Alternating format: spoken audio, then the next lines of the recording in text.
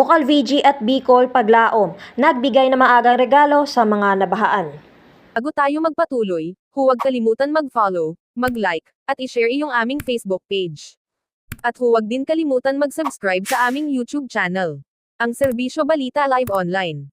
Maraming salamat po. Ngiti at galak na silubong ng mga nasa evacuation center ng Calamba City, Laguna nang bumisita nitong unang araw ng Disyembre sina Bocal Very Good Lorenzo Zuniga Jr. kasama ang mga opisyalis ng Bicol Paglaom, katuwang Barangay Pansol sa ilalim ng pamunuan ni Cap Joel Martinez. Ang mga nasa evacuation center ay ang mga lumikas na nabahaan nitong nagdaang mga bagyo at kasalukuyang hindi pa nakakauwi.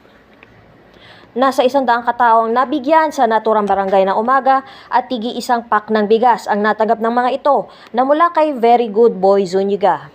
Yun lang po yung magiging strength namin. Ability namin to provide hope and pag-asa. So, through the different government projects, livelihood, health services, kumbaga kami lang mag-channel para ma-provide ng local government to their constituents yung mga dapat na nakakita.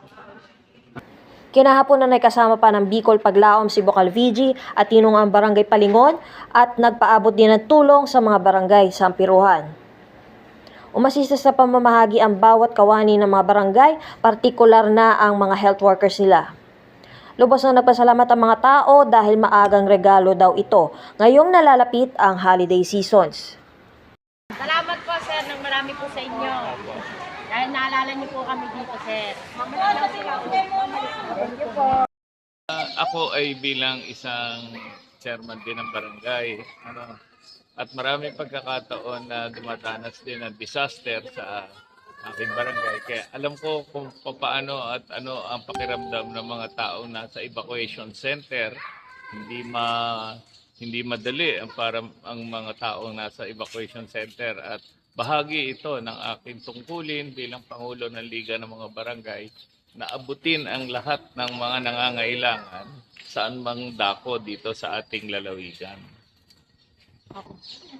Ako'y nagpapasalamat sa Bicol Paglaom sa pagbibigay sa akin na pagkakataon na maging bahagi ng kanilang outreach program dito sa relief operations dito sa Calamba.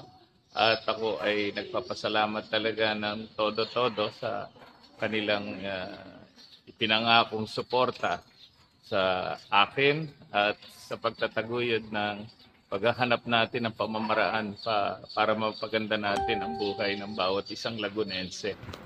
Ayon sa naturang opisyal, tungkulin nito ang tumulong bilang Liga President ng Lalawigan at pinasalamatan din ang Bicol Paglaom sa pag-organisa ng aktibidad. Ito si Dryan Zamora, nag-uulat sa Calamba City, Laguna para sa DZSB, ang himpilan ng katotohanan at paglilingkod.